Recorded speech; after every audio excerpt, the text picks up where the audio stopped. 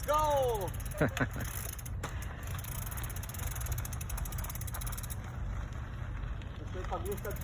Ah.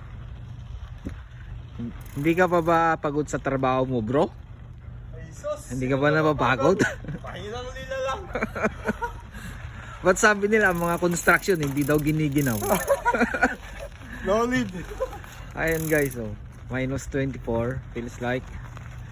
Tapos mga construction hindi giniginaw. Paano ka giginawin?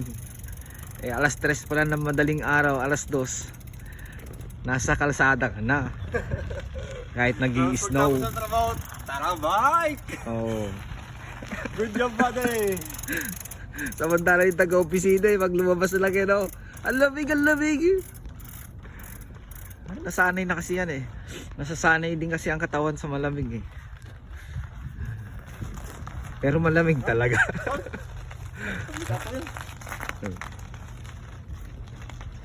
Yan, sige, balik mo na bro. At gagamitin natin yan sa